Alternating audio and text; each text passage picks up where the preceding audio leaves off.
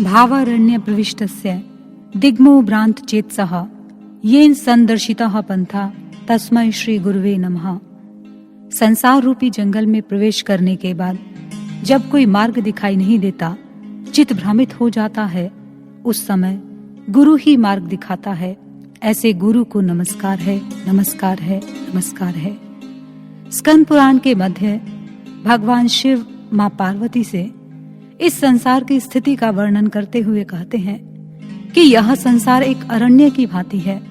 इस अरण्य रूपी संसार में रोग, शोक, भय, हिंसा, कलह, कलेश, स्वार्थ आदि दुर्गुण भरे हुए हैं। जंगल में भटके हुए व्यक्ति को वहां की हरियाली, पेड़ पौधे सुकून नहीं देते, बल्कि वह बदहवास सा बाहर निकलने का मार्ग ढूंढता रहता है। ऐसे ही इस संसार रूपी जंगल में व्यक्ति दिग्मूढ़ की स्थिति में भटकता रहता है। उसका चित्त भ्रमित रहता है, उसकी स्थिति पागल की भांति हो जाती है। ऐसी स्थिति में कोई सद्गुरु ही उसे उचित मार्ग दिखाते हैं, जिससे वह परम शांति और परम आनंद को प्राप्त करता है।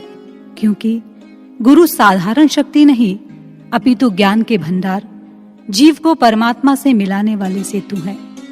गुरु वह शक्ति है जिनके सच्चे स्मरण मात्र से मन के सारे कलेश दूर हो जाते हैं। गुरु पृथ्वी की तरह क्षमाशील होने के कारण अपने शिष्य की अनेक गलतियों को क्षमा करते हैं। वह आकाश की भांति उदार एवं अनंत भी हैं। वह हर पल तेजस्वी सूर्य की भांति अपने शिष्य का पथ प्रदर्शन कर उसे भक्ति मार्ग पर अग्रसर करते हैं, ताकि उनके शिष्य का कल्याण हो सके। और बिना गुरु की कृपा दृष्टि के शिष्य का कल्याण संभव नहीं। बौद्ध संप्रदाय के अंदर एक संत हुए। जिस समय वहां चीन देश गए तो जिस स्थान पर वहां रुके, लोगों की तरफ पीठ और दीवार की तरफ मुंह करके बैठ गए। लोगों ने उनके ऐसे व्यवहार को देखा तो उन्हें ऐतराज हुआ। इस पर वहां संत बोले, जब कोई शिष्य आएगा तो उस तरफ मुंह करके देख लूंगा।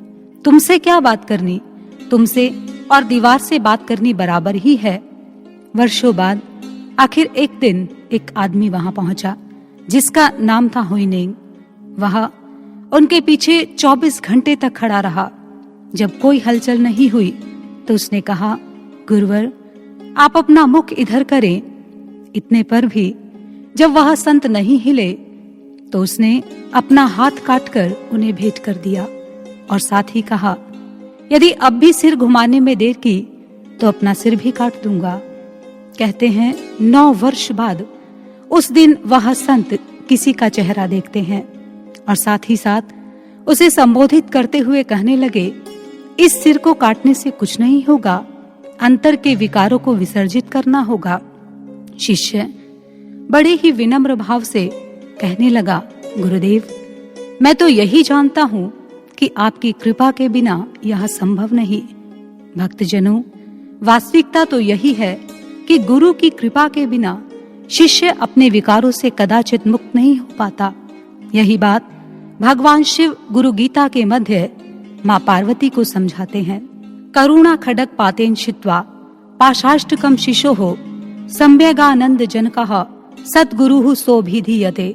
अर्थात गुरु कृपा रूपी तलवार के प्रहार से शिष्य के 8 पाश संशय, मोह, भय, संकोच, निंदा, प्रतिष्ठा, कुलाभिमान और संपत्ति को काटकर निर्मल आनंद प्रदान करते हैं। गुरु की कृपा के बिना इन पाशों से मुक्त नहीं हुआ जा सकता। एक शिष्य के भीतर यह विकार लोहे की सुई पर लिपटी मिट्टी की भांति है, जो उसे उसके इष्ट की ओर आकर्षित नहीं होने देते, उसे परम आनंद की प्राप्ति नहीं होने देते। उसकी स्थिति मानव टेंटालस की भांति हो जाती है। दरअसल टेंटालस यूरोप का एक पौराणिक पात्र था। उसे किसी अपराध के कारण घोर नरकीय दंड झेलना पड़ा। नरक में एक स्थान पर उसे 2-3 फुट की ऊंचाई पर स्वादिष्ट व जायकेदार व्यंजन रखे गए तथा दूसरी और उतनी ही दूरी पर शीतल जल के झरने बह रहे थे। खान पान की इतनी सामग्री होने पर भी वह भूख प्यास से विकल रहता कारण कि वह भोजन पाने के लिए जितना ऊपर उचकता, वह जल का स्रोत उससे उतनी ही दूरी पर उठ जाते और वह प्यासा ही रह जाता। ठीक इसी प्रकार शिष्य के भीतर स्थित विकारों के कारण वह अपने लक्ष्य से सदैव दूर ही रह जाता है। परंतु जिस प्रकार राख का कितना ही बड़ा ढेर क्यों ना हो, जल उसे बहा ही देता है, ऐसे ही विकारों की चाहे कितनी भी बड़ी श्रृंखला क्यों ना हो, गुरु कृपा उसे मिटा ही देती है। एक बार एक शिष्य ने गुरुदेव सर्वश्री आशुतोष महाराज जी के समक्ष अपनी जिज्ञासा रखी, महाराज श्री, मानव मन में विकार क्यों आते हैं? उत्तर स्वरूप महाराज श्री ने कहा, यह उसके कर्म संस्कारों के कारण होता है। जिज्ञासु ने पुनः प्रश्न किया, महाराज श्री, कर्म संस्कार कटेंगे कैसे? महाराज श्री ने कहा, गुरु कृपा से। शिष्य ने पुनः अपनी जिज्ञासा को गुरुदेव के समक्ष रखते हुए कहा, गुरुदेव, गुरु कृपा प्राप्त कैसे होगी? महाराज श्री ने पुनः कहा, गुरु आज्ञा में रहकर ही शिष्य गुरु कृपा को प्राप्त कर सकता है और गुरु कृपा ही उसके भीतर के विकारों को समाप्त कर उसके अंतःकरण को शुद्ध व निर्मल बनाती है।